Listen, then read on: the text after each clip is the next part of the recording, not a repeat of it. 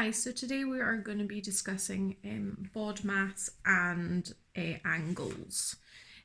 So hopefully we are at least familiar with the word BODMAS and what it sort of stands for. So what the B stands for in BODMAS is brackets. The O stands for order of magnitude. I will come back to that. The D and the M stand for dividing and multiplying, and the A and the S stand for adding and subtracting.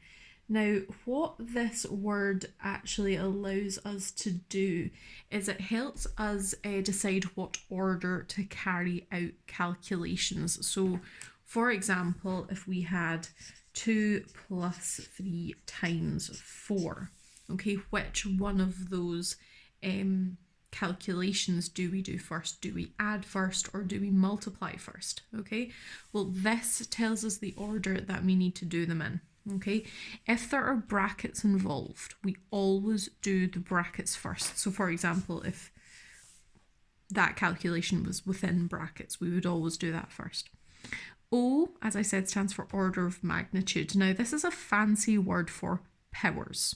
Okay, powers being like 2 to the power of 3. Okay, so if you had a calculation like that, you would always do the power calculation first. Okay, dividing and multiplying, you do third. Okay, and then adding and subtracting, you do fourth. Okay, so let's do a wee, just a few examples of using BODMAS. So imagine we had 3 times 2 plus 8. Okay, so identify what calculations you have first. Okay, you have a multiplication and you have an add. So you look at your BODMAS and you go, okay, well, it tells me to do multiplying before adding. So I'll do my multiplying first. Now, it's super important that you do not try and do the entire calculation in one stage. Okay, it just leads to mistakes. Okay, it leads to silly mistakes that are easily avoided. So just do this calculation first. 3 times 2 is 6, then plus 8. Okay, so you see how I've just laid that out? Just makes it easier for everyone. Okay, then 6 plus 8 is 14. Okay, so that is our answer there. Okay, we'll try another one. B, so let's say 7 plus 5 times 2. Okay, again, we've got an add and we've got a multiply, so we know we need to do the multiplication first. So you just kind of ignore this, you ignore the 7. Okay, so it's just 5 times 2. So this becomes 7 plus 10. Okay. You always need to remember to put the 7 where it belongs, but you need to do this calculation first. Okay, so the answer is 17. Try another one. Oh, sorry, meant to put a plus. Okay, so we have 6 times, or multiply by 9 plus 2, but the 9 plus 2 is in brackets. So we know that B comes first, so we need to deal with our brackets first. So it's going to be 6 times, we're not dealing with the 6 multiplied yet, and it's 11. Okay, now I'm putting it in brackets just because the 9 plus 2 is in brackets. I don't need to put it in brackets now. Then we just do 6 times 11, which is 66. Okay, another couple of examples. So here we have 4 minus 16 divided by 8. Okay, so again, look at what calculations you have. You have a subtraction and you have a divide. Okay, so you look at your little list and you go, right, what one do I do first? I do dividing first. Okay, so you just write out 4 take away. Okay, because you're going to need to do that at some point, but we're not dealing with it yet. We're just dealing with the 16 divided by 8. Okay, how many 8's going to 16? Well, 2 of them do. Okay, so our new calculation is going to be 4 take away 2, which is nice and easy, just 2. Okay, last one. here we go, 5 squared, or 5 to the power of 2, okay? Remember, order of magnitude is just a fancy word for this, for powers. Okay, so we have to do this first. Okay, so 5 to the power of 2, please remember that this is 5 multiplied by itself 2 times. Okay, so 5 squared is the same as 5 times 5. Okay, so 5 times 5 is 25. So we've dealt with the order of magnitude, or powers, first, and then we times that by 2, which is 50. Okay, so that is BODMAS. Okay, we're going to have a wee look at angles now. Okay. Now I'm going to just remind you of the different types of angles before we move on. Okay, so you can get acute angles. Now acute angles are angles that are less than 90 degrees. Okay, so just wee angles like that. Okay, less than 90 degrees. Okay, so then you have right angles, which are usually denoted, oh sorry, I'm off the page, just realised. Right angles, which are usually denoted with a little square, okay, and they are 90 degrees. Okay, so this angle in here is 90 degrees. We have obtuse angles. Okay, that would look something like that. They are more than 90 degrees, but less than 180 degrees. Okay, so that's 90 degrees. Okay, so it's more than that. Okay, but it's less than 180. Okay, and 180 is just like a straight line. Okay, and 180 degrees, sorry, a straight line is just 180 degrees. And then our last one is a reflex angle. Okay, a reflex angle is something like this. Okay, so it's this angle in here, and that is an angle more than 180 degrees. Okay, so those are your 5 types of angles that you need to know. I've just realised I've not actually written down the names of them. I'll do that now. So that is an acute angle. This is a right angle. Okay. This is an obtuse angle. Okay, this is just a straight line, or straight angle, I guess. And this is a reflex. I do realise I'm off the page. I will move it a little bit. There we go. Okay, so obtuse, straight, and reflex. Those are your 5 types of angles. So you do need to be aware of them and be aware of where they lie on the scale. Okay. Right, so let's just do a couple of wee problems to do with angles, and let's remind ourselves just about problems to do with straight lines and things like that as well. I'm just going to get another piece of paper.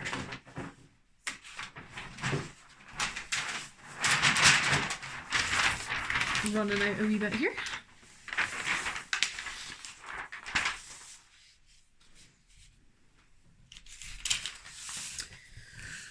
I'll just take this off because you can kind of see it through the paper. There we go. Okay, so we know that obviously a right angle is 90 degrees, but if we had a question that was, say we had this here, so that's 90 degrees, and we knew that this angle in here was 30 degrees, and it wanted to know what x was, x just being an unknown. Okay, we have to use our knowledge of right angles to be like, okay, if this whole thing is 90 degrees, okay, and this little slice of it is 30, then what must this slice of it be? Okay, well, all we need to do is, well, we know that the full thing is 90 degrees. Okay, so we take away the slice that we know, Okay, and we get 60 degrees. So this bit in here must be 60 degrees. Okay. Same thing happens with, you know, straight lines. You might get a question that says, well, this in here is 20 degrees, so what is this angle? Well, you know that a straight line is 180 degrees, so this full semicircle here, okay, the full semicircle like this must be 180 degrees. If this little slice of it in here is 20, then what must the rest of it be? Okay, well, we just take away our 20 degrees from our 180. So the rest of the slice must be 160.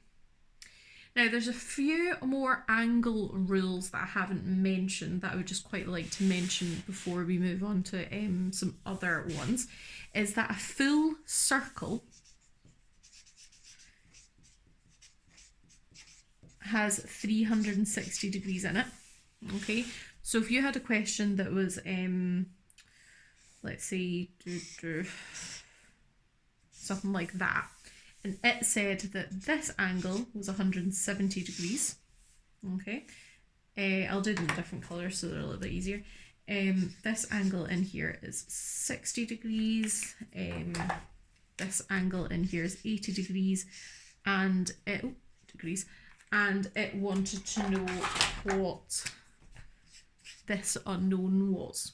Okay, you know, or you need to remember that a full circle all the way around, okay, is 360 degrees.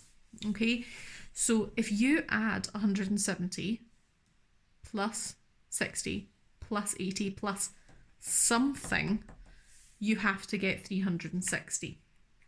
Okay, so if you do add 170 plus 60 plus, why am I doing 70? No, 80, sorry. Okay, you will get 310 degrees. Okay, so that means that this part of the circle is 310 degrees. So this little bit in here must be 50 degrees because the full circle, take away all of those, is 50 degrees. Okay. Another wee rule that I haven't mentioned is that in a triangle, the angles within a triangle always add up to 180 degrees. So angles in a triangle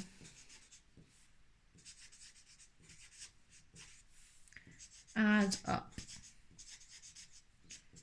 to 180 degrees. Okay, so that's your rule, and that just means if you had a triangle like this, for example, and you had that this was 50 degrees and this was 60 degrees and asked you what this angle was, then you could work it out because you know that this plus whatever this is must be 180 degrees. Okay, so 50 plus 60 is 110. Okay, so what would you have to add to 110 to get to 180? Well, you'd have to add 70 degrees. So this must be 70 degrees. Again, with triangles, you may be given something that looks like this. Okay, these two lines means that it is an isosceles triangle, okay, which means that these two lines are the same length, but it also means that these two angles are the same, okay. So if this was, let's say, 40 degrees, okay, and it was asking you what this angle was, you can automatically say, because of these two little lines, it's an isosceles triangle, so if this is 40 degrees, this also must be 40 degrees, okay? So you know that they have to add up to 180. So 40 plus 40 is 80, So 80 plus what is 180? Well, 100. So this must be 100 degrees. So that one's a little bit trickier, okay? It will come up in the problems that I'm telling you, so, or I'm giving you. So just watch out for that. Okay, we've still got a few more rules to get through. There's always quite a few rules and angles. The next one I want to have a wee look at are called X angles. And just a wee rule that opposite angles, so like this one, that we'll do a little purple dot. So this angle in here will always be the same as the angle that is opposite to it. Okay, so those two will be the same, and this angle will always be the same as the one opposite to it. Okay, so quite nice, these ones. So if that was like 45, for example, then you would automatically know that that was 45. Oh, right, nearly there. Okay, I'm glad I got a new page, taking up most of it. Right, so last wee thing here. Okay, so you will have done this in first, second, third year, okay, but it is one of the harder things that you do look at for angles. So it is F angles and Z angles.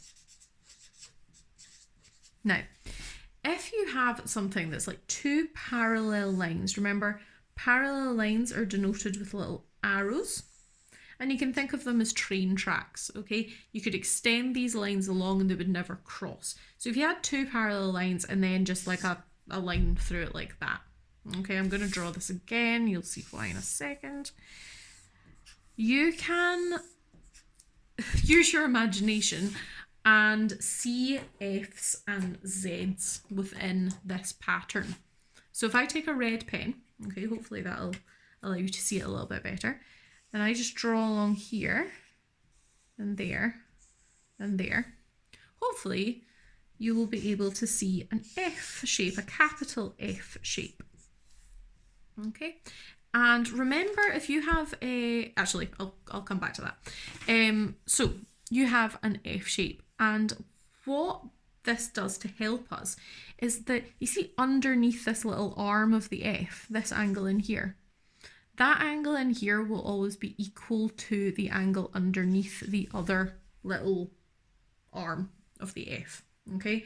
And the angle above the little arm in the F will always be equal to the angle above the other little arm in the F, okay?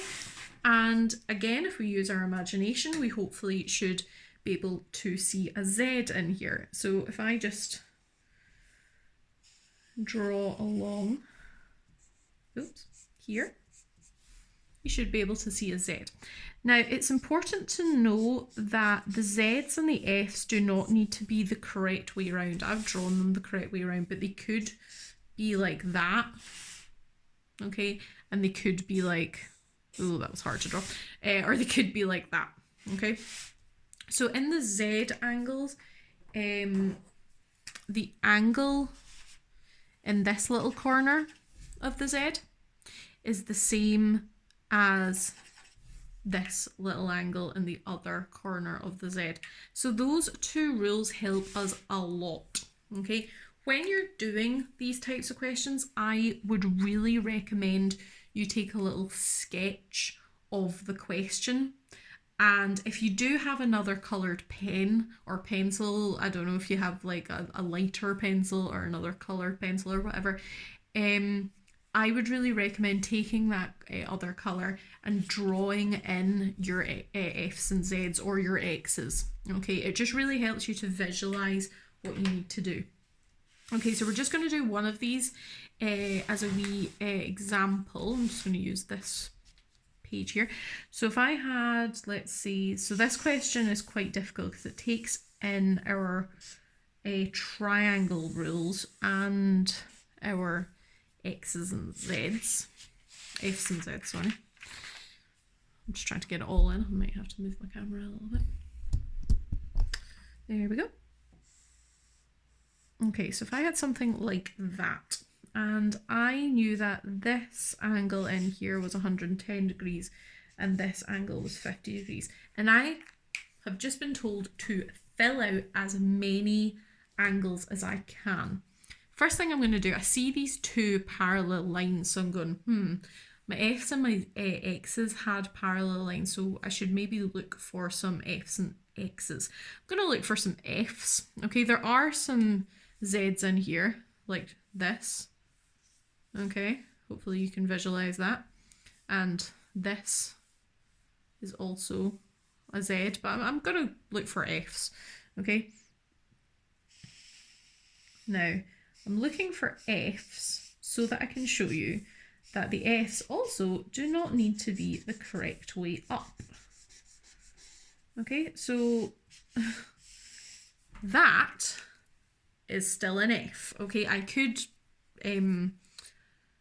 flip my page over to let you see it the right way up, but my bit of paper is massive and that'll be really messy, so hopefully you can just believe me, that is an upside down F. Okay, so that means that this angle underneath this little arm of the F is the same as this angle underneath that arm of the F, so that helps us a wee bit. We've got that.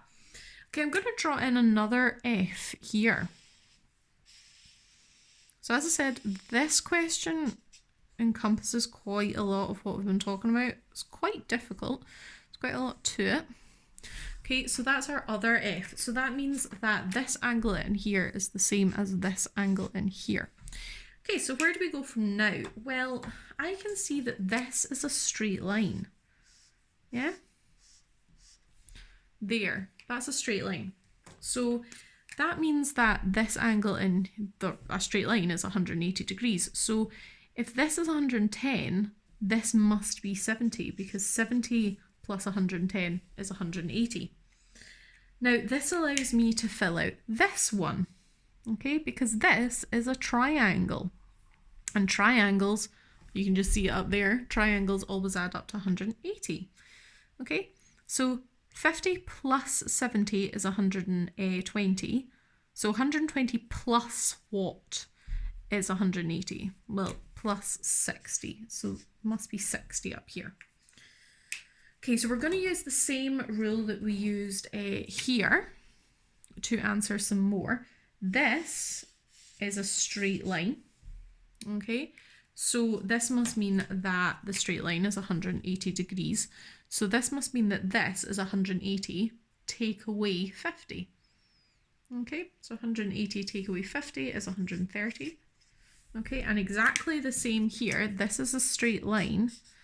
Okay, so a straight line has to equal 180. So 70 plus what is 180? Well, 110. Okay, again, we can use the same rule. Okay, I'm just going to quickly go through these. Okay, these are all straight lines. Okay, so this must be 70. Okay, this must be 130. Yeah, and this must be 130. Now I would know that this is 130 as well for another reason, because I've got an X here. Okay, an X here. So if this is 130, the opposite angle must be 130. Using the same rule, this must be 50 as well, and this must be 70 using the same rule. So quite a hard question, taking into account triangles, straight lines, F's, X's. Okay, I will give you a few of these. They are quite tricky. Please, please, please, please, please draw in these problems into your jotter.